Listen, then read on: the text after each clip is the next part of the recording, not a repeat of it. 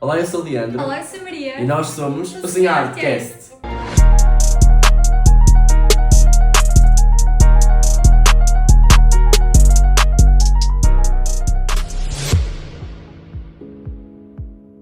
Neste episódio do Sonhar, vamos falar sobre aquilo que acontece quando o plano não corre como esperado. Sobre cair Levantar. e continuar a caminhar. O Diogo é um excelente exemplo. O que fez ele terminar a obra com 20 valores na PAP.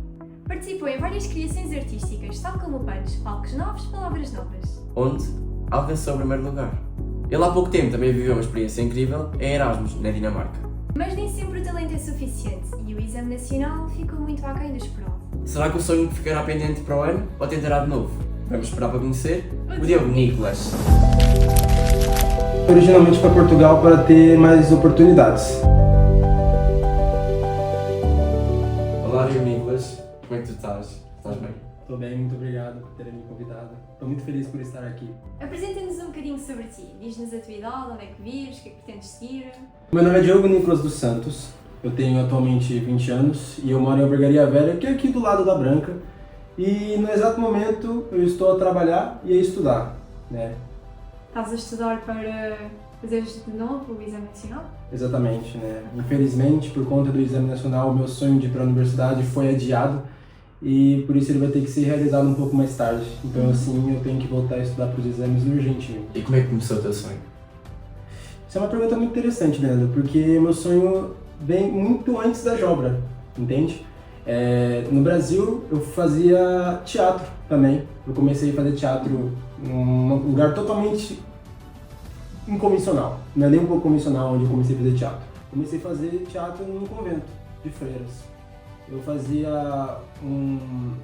participava de um projeto chamado Projeto das Irmãs Carmelitas, que era uma iniciativa religiosa que visava promover cultura e arte para comunidades que não eram privilegiadas. E gostava de estar lá? Assim, um dia esse projeto veio, né, foi construído um convento perto da minha casa, onde era um convento de freiras e do lado desse convento surgiu, né, uma mini escola, uma mini creche. E foi aí que tudo começou? Exatamente. Comecei a fazer teatro lá e desde então me apaixonei pela arte e quando eu vim para a Jobra, esse sonho acabou sendo alimentado. Até porque depois tiveste que voltar do Brasil. Tiveste que vir para Portugal. Sim. Mas como é que conheceste a Jombra depois? Sim. Tu vieste para Portugal porquê? Eu vim originalmente para Portugal para ter mais oportunidades.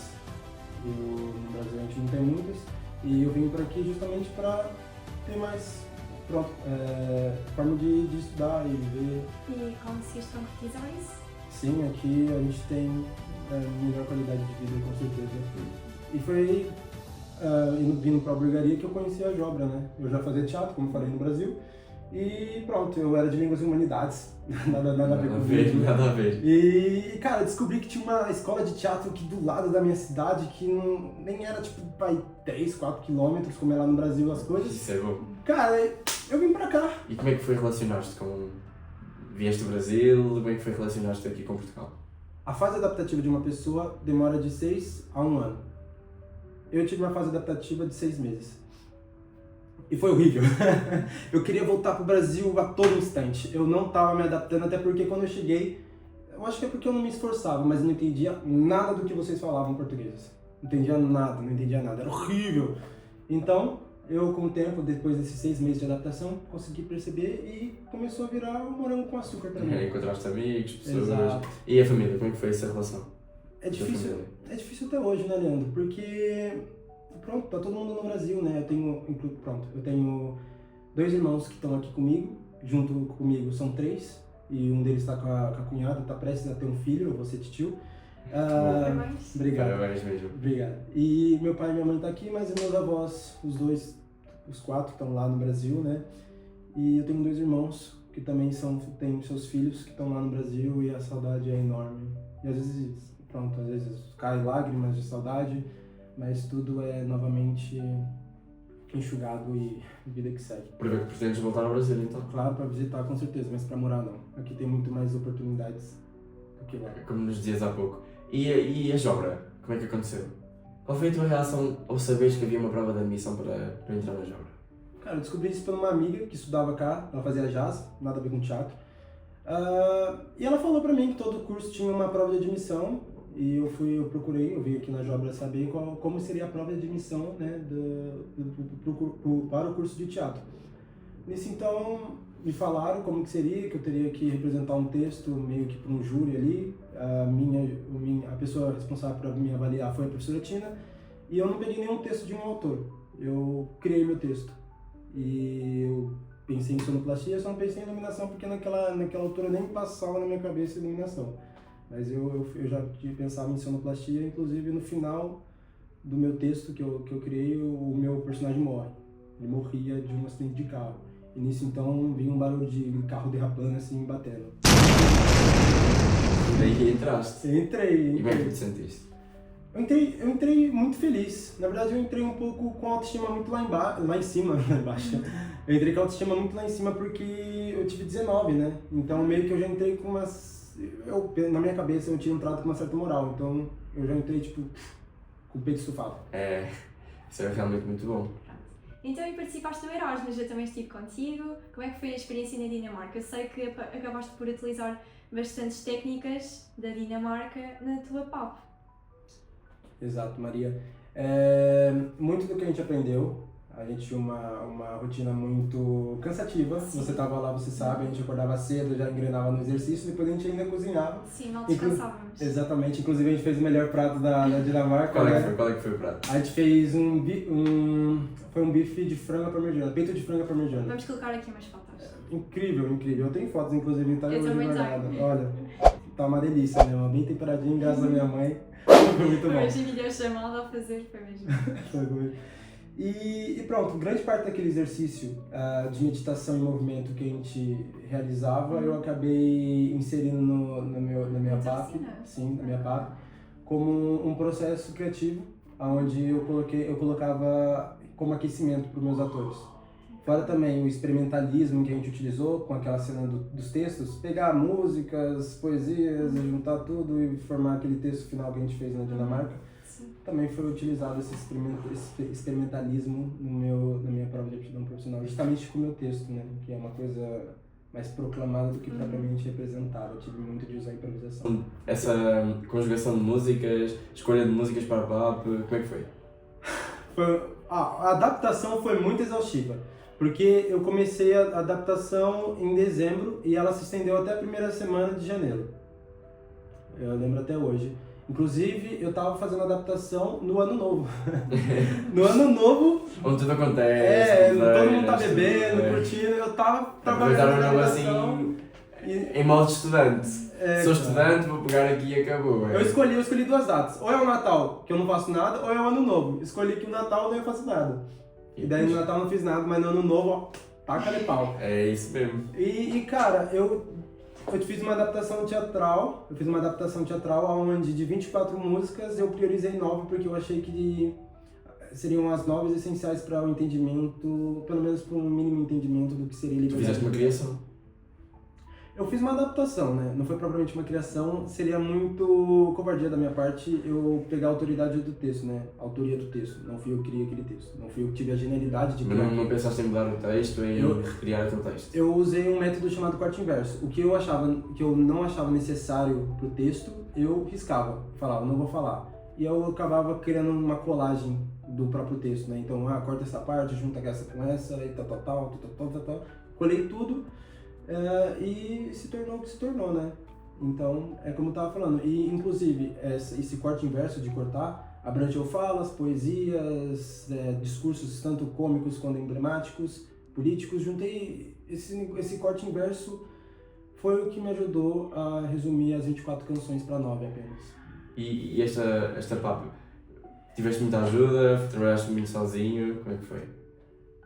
No que diz respeito a pensar nos aspectos que ela teriam na sua linha até o dia da apresentação, foi de forma autônoma. Porém, no que diz respeito à sua montagem e produção, eu não conseguiria fazer sem o meu elenco e sem as pessoas que estiveram devidamente ali participando. Eu precisei extremamente da ajuda dos meus professores, precisei extremamente da ajuda do meu elenco, dos atores e dos músicos, precisei da ajuda da Jobra e precisei imensamente de pessoal de TPTM, do pessoal de dança, do pessoal de clássico, de CT, ISP e de jazz também. Eu praticamente usei todos os artifícios que eu poderia usar. Tudo que eu tinha na Jobra que poderia me oferecer uma boa PAP, eu acabei de usando como vantagem. E eu acho que foi graças a esse apoio que eu tive e essa ajuda deles que eu consegui chegar no resultado que, pronto, que ela chegou, né? E achas que foi merecido o 20? Sim, pelo esforço que todos tiveram ali no meu projeto. Foi, acho que... Estavas à espera? Não! Ah, O 20 eu não estava à espera. Ninguém espera o 20. Todo mundo é pessimista ao ponto de falar que você quando vocês estão fazendo um papo esse ano, vocês vão entender. Quando chegar no final, você vai falar: eu não sou merecedor desse 20. Eu não sou merecedor de um 20. Eu pensava da mesma forma. Inclusive porque o meu relatório, quando eu enviei, tinha erros de português. E também erros de formatação. E quando eu olhei para aquilo, eu não fiquei tiveste tipo... professores orientadores, co-orientadores, por seres brasileiro? Tive, mas vai muito mais além. Não foi justamente só porque eu tenho papel de aluno internacional. Não é somente por causa disso, é também porque eu tenho um déficit cognitivo.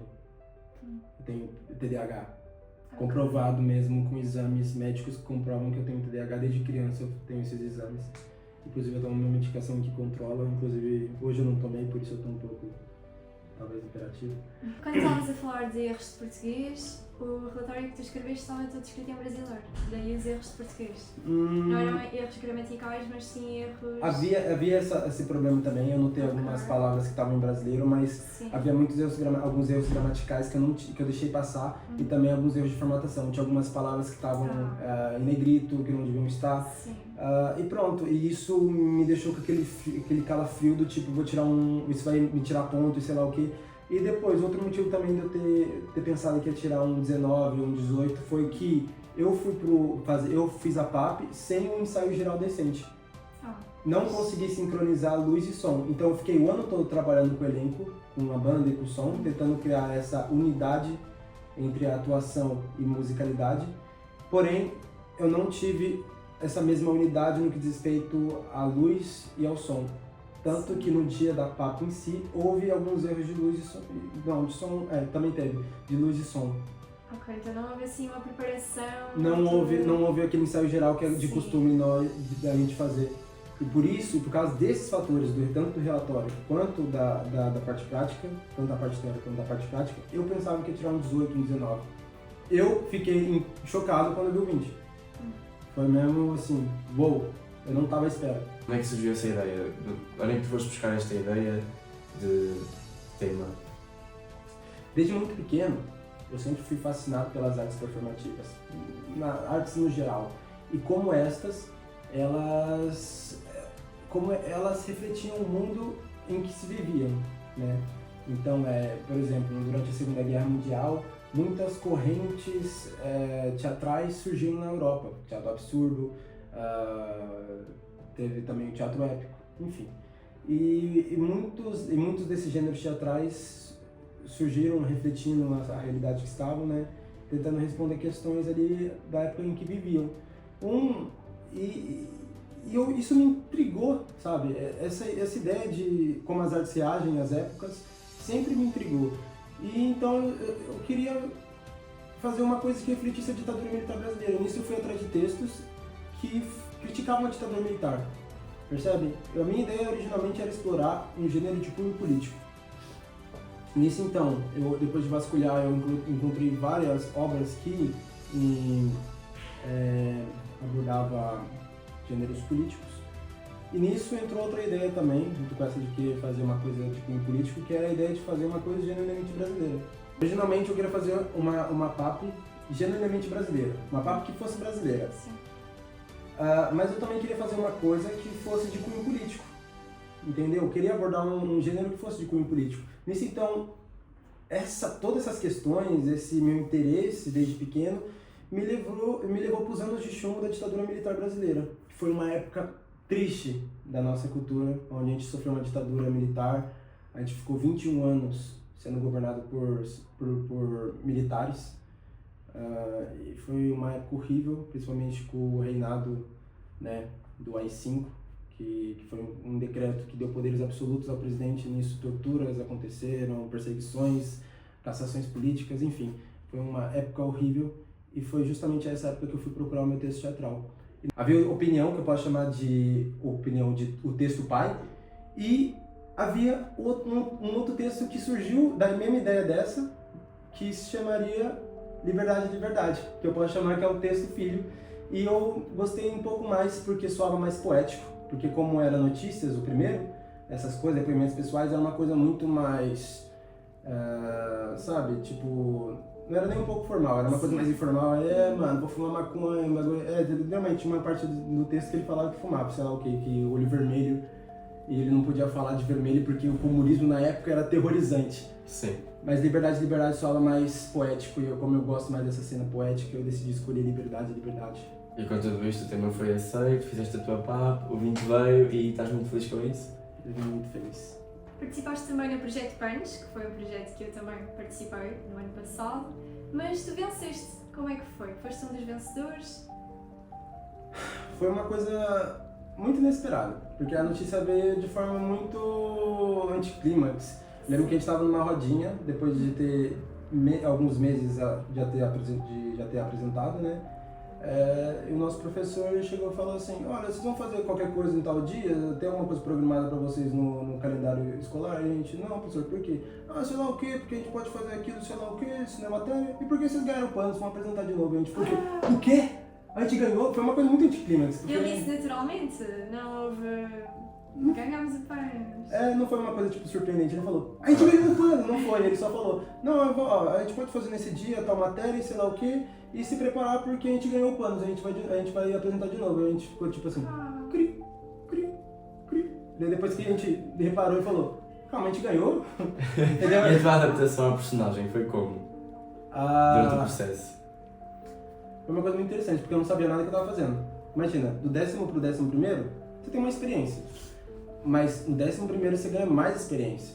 E essa foi a minha ideia, ganhar mais experiência, pelo menos na altura do PANS. No 10º eu não tinha lá um processo de criação muito bom. E nisso, então, quando eu ganhei, depois que eu fui aceito no PANS, né, para fazer o PANS, eu fui atrás dos anteriores que fizeram o PANS, ou seja, dos seus veteranos, para eles darem dicas de como eu podia trabalhar a minha personagem. E nisso eles deram vários exemplos que eu podia criar uma história para minha personagem, juntar com um espetáculo, uma coisa inventiva por mim, para que assim conseguisse acumular aquela ideia na minha cabeça. É uma loucura. E gostaste? Deu certo, né? Então, e que papel é que tem o teatro e a arte na tua vida hoje? É por eles que eu vivo, né? É por eles que eu acordo, e eu acho que é eles que fazem me manter vivo, talvez. Eu acho que a minha alma se alimenta de teatro e arte. Entende? Eu acho que eu não consigo me ver sem. É a tua motivação, desde Exatamente. trabalhar, por exemplo. Exatamente. Se pudesses prolongar o que é o teu sonho, o que é que tu nos dirias? Eu quero ser alguma coisa que fixe-se, que eu quero ser uma coisa que se eternize, percebe? Assim como Albert Einstein criou a teoria da relatividade geral para a física, que hoje em dia é uma base para a física moderna, eu quero fazer a mesma coisa com o teatro. E como é que tu pensas em fazer isso? O que é que tu pensas em criar? Talvez criar uma peça que seja tão importante ou que mexa tanto com as pessoas que ela acaba por ser comentada e falada na história do teatro. Entende? Eu quero ser uma pessoa que mude a vida das pessoas e toque elas de alguma forma com a minha arte. E se pudesses dizer a alguém, ou às pessoas que estão a ver, que têm exatamente o mesmo sonho que tu, o que é que tu lhes dirias neste exato momento? Olha, não desistam. Jonathan Larson, ele escreveu uma das peças mais incríveis da Broadway, que é Rent, e ele nunca chegou a ver, porque pronto, foi uma obra póstuma, mas mesmo assim foi uma coisa que o eternizou. E não estou falando que você vai morrer ou whatever, mas ele foi uma pessoa que não desistiu e até o fim continuou lutando. E a última peça que ele fez acabou sendo uma obra de grande sucesso e durou 12 anos nos cartazes da Broadway e até hoje é apresentada e comentada. susto! Quem é que fez aquilo? Mandaram uma mensagem. Virou filme. Virou filme, virou série. A vida do próprio Jonathan Larson virou um filme comentado, escrito pelo Lin Miranda, um dos incríveis da Broadway. E pronto, ele é uma das pessoas que eu levo como inspiração, de pessoa que trabalhava e criava arte. E conseguiu ser eternizado. Olha, Nicolas, ouvir-te comove-nos muito. Acho que tu és um bom exemplo para toda a gente que tem o mesmo sonho, que tu consegues dialogar com facilidade aquilo que tu sentes, aquilo que tu passas, o caminho todo que tu traçaste para chegar neste patamar. Ok, que tu este ano não entraste na universidade e isso aí acontece a toda a gente. Nem toda a gente tem facilidade em entrar à primeira, mas o que significa é que nós não devemos desistir, nem devemos desanimar com isso. E com isto acho que te podemos dizer que acho que muita gente se espera em ti. Só gostava de perguntar mais uma coisa. Para que universidade é que tu gostavas de ir que eu não te cheguei a perguntar? Eu tô indeciso entre Lisboa e Porto. A SMAE oferece uma ótima base teatral, mas Lisboa também. Então eu tô indeciso entre as duas. Então em Portugal. Achas que Portugal te vai trazer mesmo algo Exatamente, eu acho que eu prefiro que tu começar. precisas? Eu acho que prefiro começar minha formação aqui agora, com o que eu tenho, com o que eu posso ter nas minhas mãos no exato momento. Exato. E mais pra frente tentar ir pra fora. Mas eu já tô vendo uma incrível universidade na Inglaterra. Eu acho que é Belfort Rose, uma coisa assim. E eu penso em fazer um doutorado pra fora, um mestrado pra fora, se houver, mas Imaginas-te a viver fora eu, mesmo? Ou só estudar e voltar? eu imagino. Pra mim já não tem esse negócio de carreira, é tudo uma carreira, não tem carreira internacional e nacional, é tudo uma carreira só. Uhum. E eu imagino fazendo vários trabalhos, tanto na Inglaterra, Estados Unidos, assim, embora eu quero ir muito menos para os Estados Unidos, bem pouquinho. Mas Brasil também, fazer umas coisas na minha terra. Que bom. Mostrar que vieste a Portugal e agora vais ao Brasil mostrar aquilo que vales. Exato. E Portugal também, tenho planos de fazer produções aqui também. Olha, Nicolas, agradecemos-te imenso por teres aceito o nosso convite, como já dissemos no princípio. Acho que foste útil no nosso episódio. Espero que muita gente siga os teus passos e que consigam se espelhar em ti e que tenham um alcance tão grande como tu tiveste. Damos por finalizado. Eu falo sempre assim pra mim mesmo, pra mim não perder essa vontade de fazer teatro. Eu sou filho da ação e do verbo. Sou herdeiro de Dionísio, seguidor de Shakespeare e aprendiz de Stanislavski. Como Brecht, questiono, como Grotowski, desnudo e como Arthur, incendeio. Vamos então terminar o terceiro episódio do Sonhadcast. Encontram-se também na descrição as nossas redes sociais, tanto o TikTok como o Instagram. Para que vocês possam acompanhar tudo aquilo que partilhamos. Eu sou o Leandro. Eu sou a Maria. E eu sou o Diogo. E isto foi o Sonhadcast.